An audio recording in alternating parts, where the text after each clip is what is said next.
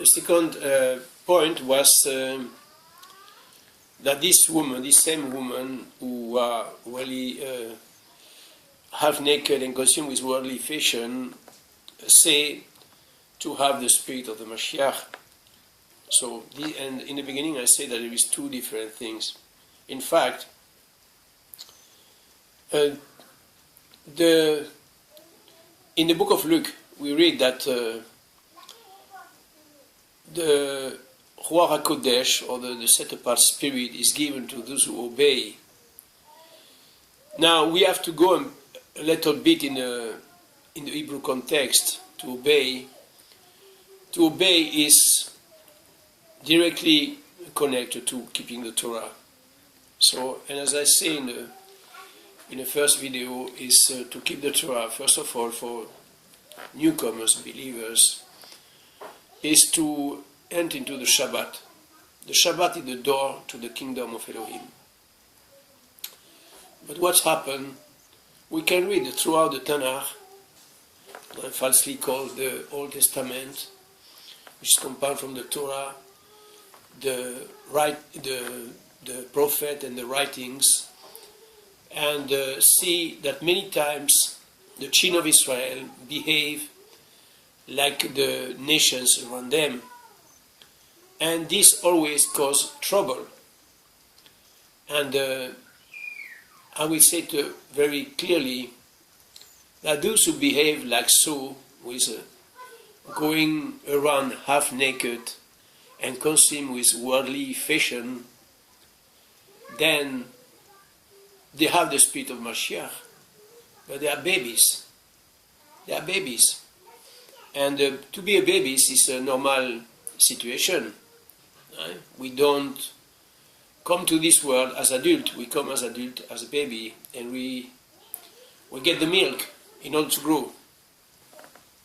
But everything has a season under heaven. This means we are not commanded to remain babies. We are commanded to grow until we can be able to receive the meat of the Torah. So if you are believers and you are many years in the Torah, you have no more excuse but to grow. You need to know the Torah, to study the Torah, and to grow, and to behave like adults, and not to behave like young babies.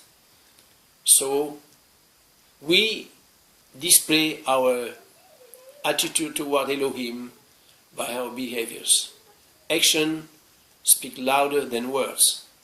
It's not because many post in the social media, oh, I love Elohim, I love God, I love Yeshua, I love Yahshua, I love Yahweh, I love Yahuwah. This does not make you to be what you say. What makes you what you say is your behavior. It is like you show yourself everyday life, not in the social media, but in everyday life. And we must face our own mirror to discover who we are. We cannot run blind. We have to face ourselves in the mirror and look at ourselves with an honest approach to see if we are accepted or not. Every one of us need to make this approach. And when we are convinced what I'm doing is the way the Torah requires, then I will have the peace with Elohim. So I want to encourage you, if you recognize yourself in this video, then you are not condemned. Far from that. Just you need to correct your attitude.